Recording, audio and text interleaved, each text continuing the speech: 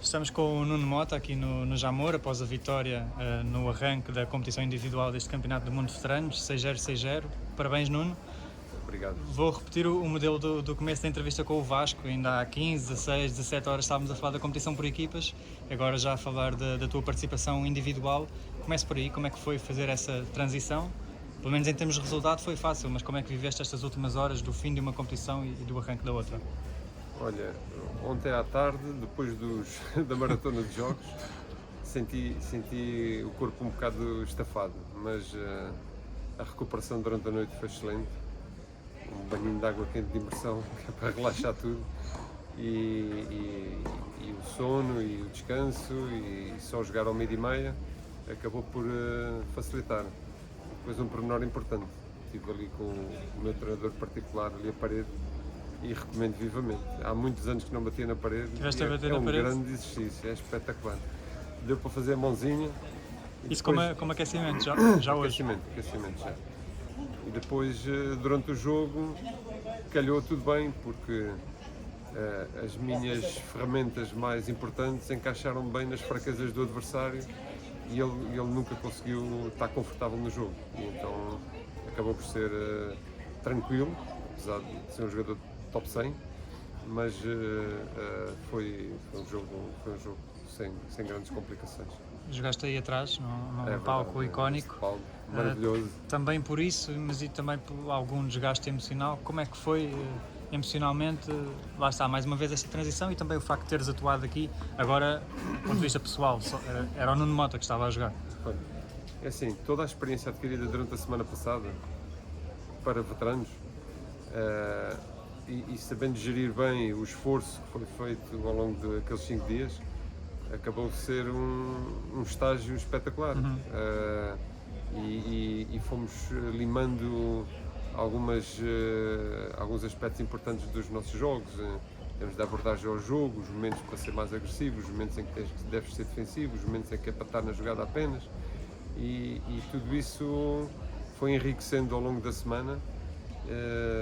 As vitórias de ontem também foram importantes contra a Austrália, mas também aprendemos ao longo da semana que o facto de ganharmos jogos não nos faz nós super-homens para chegar ao jogo seguinte e está tudo controlado. Não. Foi também uma aprendizagem. No jogo contra a Suécia podíamos ter feito um pouquinho melhor e acusamos aquilo que eu chamo de síndrome de super-homem, que achamos que já estamos em velocidade, que é sempre a subir, e não é. E a gente tem que vir à terra de vez em quando.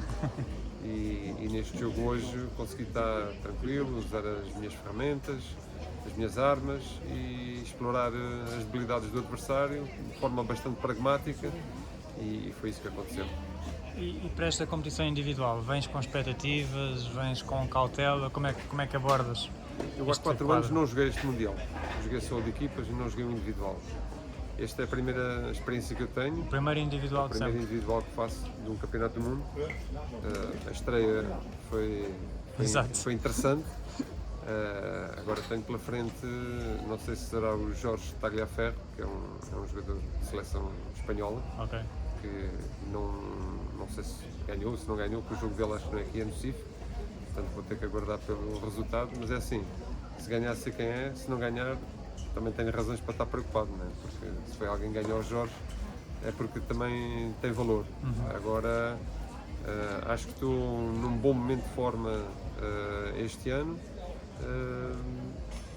O Jorge, apesar de ser um jogador de seleção, conheço o estilo de jogo dele, conheço as armas que ele tem, é um jogador muito, muito forte taticamente, não tem nenhuma pancada assim extraordinariamente agressiva que possa complicar, mas estilo espanhol, a bola volta sempre mais uma vez, portanto temos que saber ter paciência para explorar os momentos certos para ser mais incisivo.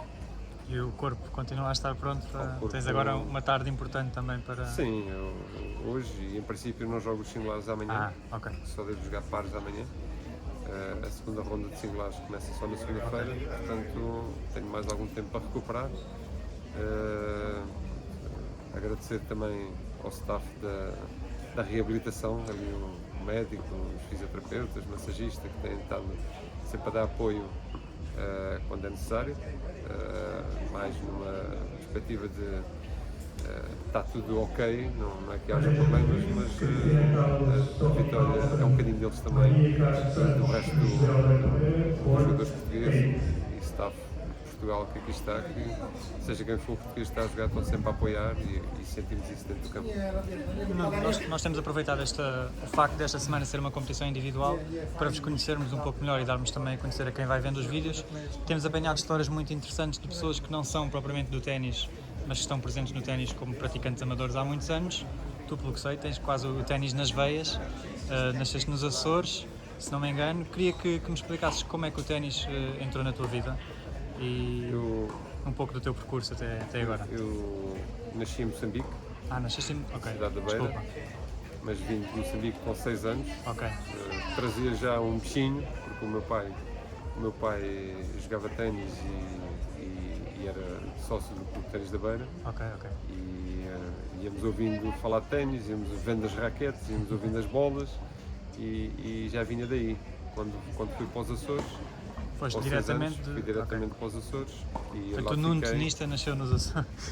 Basicamente é Para isso. resgatar aqui a minha gralha. E depois nos Açores, pronto, quando lá cheguei não havia clube, só se jogava em campos privados e quando havia oportunidade e quando havia parceiros e assim foi.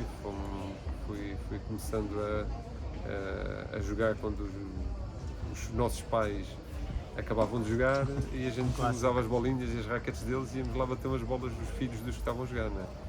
Depois, mais tarde, em 80, nasceu o Clube de Ténis de São Miguel e fiz a minha gênese do ténis basicamente toda lá, com toda a experiência que fui adquirindo, com a montagem da escola de ténis, com as equipas regionais, com a organização dos torneios internacionais, que veio desde prize moneys nacionais, circuitos satélites, futures mais recentemente, mas circuitos satélites, challenger, tivemos um challenger e basicamente eu, sendo na altura dos melhores jogadores que havia nos Açores, tive sempre acesso a competir internacionalmente, pelo menos aquela semana nos Açores e joguei torneios em que no mesmo quadro estava o Tim Henman, o Marat Safin, o Thomas Enqvist, o Cristiano Karate, portanto, todos jogadores que foram alguns top número 1 no mundo, como o caso do Safin, o Henman foi top 10, o Karate foi top 20, o Enqvist foi top 5, portanto, e são todos jogadores que passaram lá nessa altura. Claro, eu não conseguia estar competitivo com eles, mas levava toda a determinação que ainda hoje levo. E o facto de nunca ter tido muito sucesso internacionalmente, porque não me preparava ou não tinha condições para me preparar para estar competitivo com eles, faz com que eu tenha agora uma segunda bomba de oxigênio para debitar toda a motivação que já tinha naquela altura e tive que hipotecar, porque a determinada altura decidi deixar de ser jogador para me dedicar a ensinar, que é uma profissão que tenho e que adoro, e que não é trabalho, é prazer. E vou conciliando neste momento da minha vida entre ser treinador de ténis e ser jogador de ténis de escalão de veteranos de mais de 55. E tem sido uma experiência espetacular. Este ano tenho dedicado bastante, fiz o circuito nacional das provas AS praticamente todos. Fiz jogos muito duros com os meus colegas da seleção, nas fases sempre mais adiantadas da prova, às vezes menos, porque eu não tinha ranking. E pronto, e chegámos aqui nesta altura, todos bastante rodados em termos competitivos. Fiz uma experiência internacional na Hungria, que também correu de forma bastante interessante. Fiz final de pares mistos e passei rondas em singulares e em pares. E agora, pronto, com todo o background que tinha, mas um vazio muito grande de competir, que hipotequei, deu esta combinação e para já vamos esfregando as mãos que as coisas estão a correr bem. E tens alguma memória, algum episódio especial dessas semanas em que te cruzaste com esses nomes todos que referiste? Alguma coisa que te marcou e que hoje te recordas com algum desses nomes? Lembro-me do Safin. Eu, na altura, durante o torneio internacional, eu era multitarefas. Eu era um encordoador, jogava a primeira ronda porque era ali que ficava. E lembro que fazia também os comentários para a televisão regional. Ok. e lembro-me de estar a fazer os comentários de um jogo dos quartos de final, no corte central, e ao lado estava a jogar o Safin. E eu não conseguia estar a fazer os comentários sem estar deliciado com o que se passava no campo ao lado. A bola era batida de forma diferente, o barulho era diferente, a limpeza era diferente. Pá, e era um jogador que ele tinha 17 anos quando lá foi, era número 1 do mundo de júniores, e via-se que ia ser dali coisa boa. E lembro-te, como não sabia se ele ia passar aos meios finais e eu estava a fazer os comentários dos quartos, lembro-me de ter feito uma entrevista ao Safin para preparar a possível ida dele à meia final. Não aconteceu, porque ele perdeu nos quartos, mas foi um episódio interessante com um desses jogadores. No outro dia cruzei-me no Facebook uma página, penso que Matchpoint Portugal, que estava a elogiar-te, não sei se viste essa publicação, falar do teu percurso, tal questão dos Açores. Como é que foi essa fase em que ainda tentaste ser profissional? Como é que viste esse comentário? E o que é que achas que a tua carreira poderia ter sido? Se foi também por essa questão de estar nos Açores que não foi tão fácil se ingrares e fazeres a transição para o profissional? Assim, eu comecei a competir bastante tarde. Minha primeira experiência competitiva não oficial, e já tinha 15 anos. Então, hoje em dia, com 15 anos, já há jogadores que já fizeram mais jogos que eu a minha vida toda. E depois, aos 16, 17, fiz a minha primeira experiência de competição aqui no continente. Ainda em sub-16, na altura chamava-se cadetes. O meu primeiro campeonato nacional que disputei já foi no meu último ano de sub-18.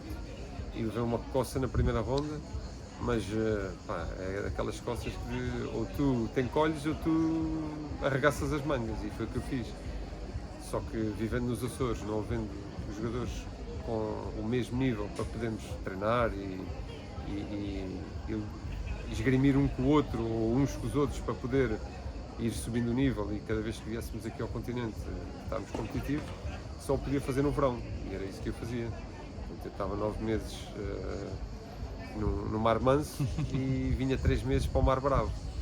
E cada vez que vinha cá no verão, o nível subia em 3 meses, que depois era desmontado ao longo de 9 meses.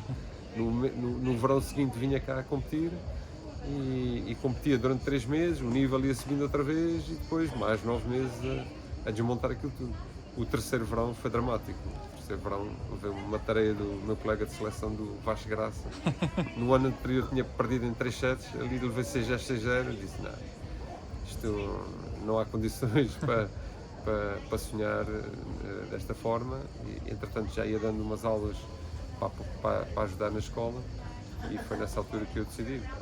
Continuei a competir a nível regional durante 10 anos, ou foi, mas só vinha cá esporadicamente competir ao continente, e pronto, e ficou ali uma área muito grande para ser preenchida com toda a paixão que eu tinha pelo jogo, que nunca tive a oportunidade de me dedicar. E hoje em dia, à partida, por todas as facilidades que há comparando com esses tempos, à partida seria mais fácil Sim, preencher. entretanto nós criamos condições nos Açores para que isso fosse possível.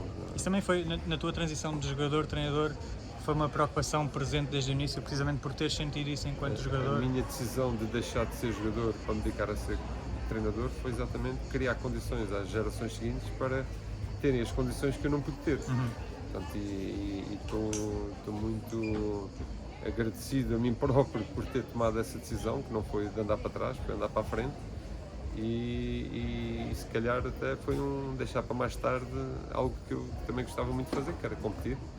E o que é um facto é que os Açores, a determinada altura, eram uma referência mesmo a nível nacional pelas condições que conseguimos criar aos atletas juvenis, sobretudo dos Açores, porque fomos a primeira associação a criar um centro regional de treino permanente. Lisboa tinha feito umas tentativas, mas que não correram muito bem. Fomos das primeiras associações regionais a criar as seleções regionais. Isto não foi mérito meu, foi mérito de uma comunidade de treinadores que nós tínhamos nos Açores, de várias ilhas, apoiados na liderança da Associação de Ténis dos Açores. e conseguimos criar condições para que os jogadores perdessem o respeito quando tinham que jogar com jogadores que não fossem açorianos, que até lá eram sempre muito intimidados, não é? E a determinada altura tínhamos seleções regionais a competir regularmente aqui no continente, equipas de interclubes a chegar a fases muito adiantadas, finais de campeonatos nacionais, atletas a serem campeões nacionais, de singulares, de pares, de vários escalões, e atletas regionais a serem integrados nas seleções nacionais. Portanto, a determinada altura, as coisas começaram a fazer sentido nas decisões tomadas 20 anos antes. Agora já são 30 e tal. Entretanto, tens a tua academia, penso que continuas baseada em Óbidos, no Moto Tennis Academy, tens uma presença muito forte na região, na zona do Oeste, e para além disso, continuas a ser um dos responsáveis pelo torneio internacional feminino das Caldas da Rainha. Portanto, imagino que nesta altura do ano, nós estamos em agosto, falta sensivelmente um mês, também já estejas com muito trabalho. Como é que é também teres esse papel? Já o tinhas tido anteriormente com aquela série de ITFs, mas este agora é um torneio ainda de uma categoria superior. Como é que é em termos de responsabilidade e de mudanças no teu dia-a-dia ter mais um papel na ligação ao ténis? O torneio internacional é fruto de uma parceria entre 3 Nunos.